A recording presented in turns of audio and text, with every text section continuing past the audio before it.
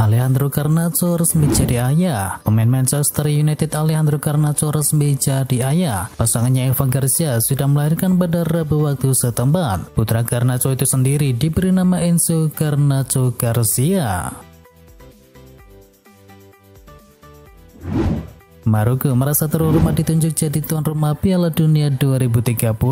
Masyarakat Maroko menyambut baik pengumuman bahwa negara mereka akan menjadi tuan rumah bersama Piala Dunia 2030. Setelah 5 kali gagal menjadi tuan rumah Piala Dunia, pengumuman bahwa Maroko akan berbagi tugas menjadi tuan rumah dengan Spanyol dan juga Portugal membangkitkan semangat negara utara dari Afrika tersebut. Tak masuk dalam daftar tuan rumah Piala Dunia 2030, Chile protes. Chile protes setelah tidak dimasukkan dalam rencana untuk Piala Dunia 2030.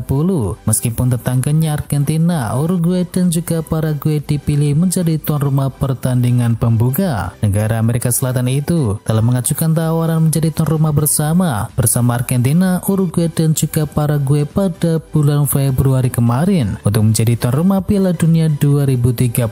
Namun Chile menjadi satu-satunya negara yang tidak menerima hak menjadi tuan rumah.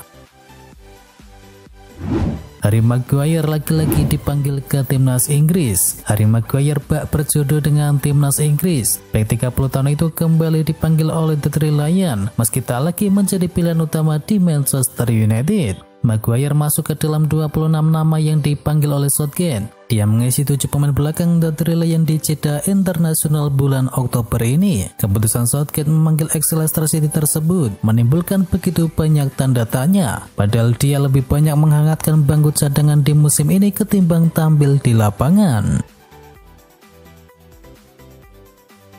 Panel Liga Inggris anggap Diogo Jota tak pantas kartu merah. Selain gol dari Luis Diaz ke gawang Tottenham Hotspur yang dianulir, Liverpool juga dirugikan oleh kartu merah Diogo Jota. Panel insiden penting pertandingan Liga Inggris menyatakan bahwa kartu merah Jota seharusnya tak diberikan oleh wasit Simon Hooper. Pemain Liverpool itu tak seharusnya menelan kartu kuning kedua. ESPN yang mengakses laporan penilaian panel di pekan 7 Liga Inggris merinci tackle kedua dari Diogo Jota kepada Udogie tersebut tidak layak untuk diberi kartu kuning oleh wasit. Barcelona tanpa Robert Lewandowski di ajang El Clasico. Pemain Barcelona Robert Lewandowski dipastikan akan menepi beberapa pekan setelah pergerakan kakinya terkilir saat mengantarkan timnya meraih kemenangan atas Porto di ajang Liga Champions. Kini cedera tersebut terlihat lebih serius sehingga raksasa Catalan itu mungkin akan menghadapi 8 pertandingan tanpa mantan pemain dari Bayern Munchen tersebut. Penyerang berusia 35 tahun itu akan melewatkan pertandingan di La Liga melawan Granada, Athletic Bilbao, Real Sociedad dan juga Alaves, serta di ajang El Clasico dan 2 pertandingan di Liga Champions melawan Shakhtar Donetsk. Liverpool kalahkan Union SG. Liverpool memetik 3 poin penuh dalam melanjutkan grup E Liga Eropa. Match day kedua yang berlangsung di Anfield tersebut berkesudahan 2-0 untuk kemenangan Liverpool. Liverpool yang dominan sepanjang laga harus menunggu 2 gol di masing-masing penghujung babak. Ryan Gravenberch mencetakkan gol pembuka di menit ke-44 dan gol Liverpool kedua agak lama. Diogo Jota sukses menggandakan keunggulan Tres di menit ke-92. 2 kemenangan dari 2 laga menempatkan Liverpool sementara di puncak klasemen dengan torehan 6 poin. Di partai lain AS Roma bantai Servette FC. AS Roma sukses mengajar Servette FC dengan skor telak 4-0 dalam laga matchday kedua Liga Eropa. 2 gol Gianluigi Rossi diborong oleh Andrea Bellotti, sedangkan 2 gol lainnya masing-masing diciptakan oleh Romelu Lukaku dan juga Lorenzo Pellegrini. Dengan hasil ini Roma kini menempati peringkat kedua klasemen grup G dengan koleksi 6 poin, sama dengan poin yang diraih oleh Slavia Praha yang bertengger di puncak klasemen. Nunes meleset di depan gawang bikin klub terheran-heran. Darwin Nunes gagal mencetakkan gol di depan gawang saat Liverpool bersua dengan Union Saint-Gilloise. Peluang emas didapat Nunes pada menit ke-17. Kali ini dia menyambut umpan tarik dari Mo Salah di kotak penalti. Bola sedianya sudah mengarah tepat ke kaki Nunes yang berdiri di depan gawang, dan posisi kiper bahkan sudah mati langkah setelah mencoba menutup ruang tembak dari Mo Salah. Alih-alih mencetakkan gol tap in, Nunes justru menyanyiakan kesempatan kesempatan tersebut. Bola sepakannya meluncur ke sebelah gawang Union SG. Kamera menangkap ekspresi Jurgen Klopp saat Darwin Núñez menyanyiakan kans mencetakkan gol tersebut. Manajer Liverpool itu tampak mengangkat kedua tangannya sambil berjalan dengan muka keheranan. Kylian Mbappé jadi pemain terburuk di laga Newcastle versus PSG. PSG secara mengejutkan dipermalukan oleh Newcastle United 1-4 pada lanjutan Liga Champions. Kekalahan tersebut membuat salah satu media Prancis yakni LQB memberikan penilaian yang brutal kepada bintang Les Parisiens yakni Kylian Mbappé. LQB memberi Mbappé nilai 2/10 sama dengan sang kapten Marquinhos dan juga Randal Kolo Muani, terkecil di antara para pemain-pemain lain. Lalu ada Manuel Ugarte, Hakimi dan juga Gonzalo Ramos yang mendapatkan nilai 3/10. Tentunya ini memalukan bagi Mbappé, seorang pemain yang sempat dihargai 300 juta euro oleh Al Hilal. Erling Haaland hilang di Liga Champions. Erling Haaland sepertinya sedang hilang di Liga Champions. Dari 5 laga terakhir belum ada gol dari striker Manchester City itu. Dilansir dari ESPN, Haaland sudah tidak mencetakkan gol dari 5 laga terakhir di ajang Liga Champions. Rinciannya 2 laga di awal musim Liga Champions ini dan sisanya dari musim lalu. Musim lalu Haaland gagal membuat gol pada leg pertama dan leg kedua babak semifinal serta babak di partai final. Dan di musim ini Haaland belum bisa membuat gol di fase grup Liga Champions.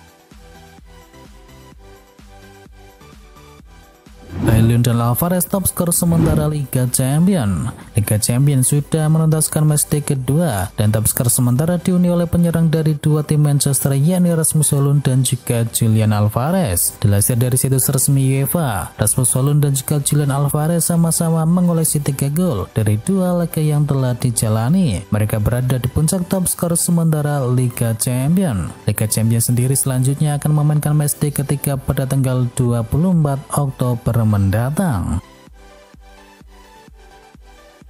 Newcastle United tidak bisa diremehkan di ajang Liga Champions. Newcastle United menang 4-1 atas PSG di Liga Champions. Bagi Kieran Trippier, ini jadi bukti bahwa The Magpies bukanlah tim yang patut diremehkan. Newcastle United sebenarnya tidak diunggulkan, apalagi The Magpies baru bermain di Liga Champions setelah 20 tahun absen. Newcastle United untuk sementara memuncaki grup F Liga Champions yang merupakan grup neraka. Newcastle memimpin dengan 4 poin, diikuti PSG di posisi kedua dengan 3 poin. Milan berada di posisi ketiga dengan torehan 2 poin dan Dortmund berada di posisi buncit dengan 1 poin. Liverpool tak malu-malu kejar trofi Liga Eropa. Musim lalu diketahui tak berjalan sesuai dengan keinginan Liverpool, sehingga harus puas terlempar dari 4 besar. Tetapi bermain di Liga Eropa bukan sesuatu yang memalukan. Cuma tampil di kompetisi kasta kedua, Liverpool memastikan bakal berambisi penuh untuk jadi juara, sebab trofi tetaplah trofi. Ultras Inter siapkan 50.000 peluit untuk sambut Lukaku. Duel Inter Milan versus AS Roma baru akan digelar pada akhir Oktober mendatang. Namun Ultras Nerazzurri telah bersiap-siap untuk menyambut ex penyerang mereka yakni Romelu Lukaku yang musim ini membela Giallo Rossi. Sebelum laga melawan AS Roma, Kurvanot akan memberikan 50.000 peluit untuk dipakai setiap kali Lukaku menyentuh bola. Diketahui Lukaku berpisah dengan cara yang tidak baik di musim lalu. Gregor Kobel resmi perpanjang kontrak bersama Borussia Dortmund. Kiper internasional Swiss yakni Gregor Kobel telah resmi memperpanjang masa baktinya bersama Borussia Dortmund hingga membuatnya kini memiliki masa bakti hingga tahun 2028. Ia juga mendapatkan peningkatan upah hingga membuatnya menjadi salah satu pemain dengan bayaran tertinggi di Borussia Dortmund. Diincar Liverpool dan Arsenal, Wolverhampton resmi siap uangkan Pedro Neto. Ada kabar baik datang bagi Liverpool dan Arsenal. Pemain incaran mereka Pedro Neto dilaporkan bisa didapatkan di tahun 2024 nanti. Football Insider mengklaim Wolverhampton akan resmi menjual Neto di tahun 2024 mendatang. Wolves dilaporkan memiliki masalah keuangan yang cukup serius. Alhasil mereka terancam terkena sanksi dari Financial Fair Play. Namun Arsenal dan Liverpool harus menunggu hingga musim panas 2024 untuk bisa mendatangkan Neto. Wolverhampton masih membutuhkan jasa sang winger, jadi mereka tidak mau melepaskannya di tengah musim nanti. Neto dikabarkan bakal dibanderol di kisaran 80 juta pounds pada tahun 2024 mendatang.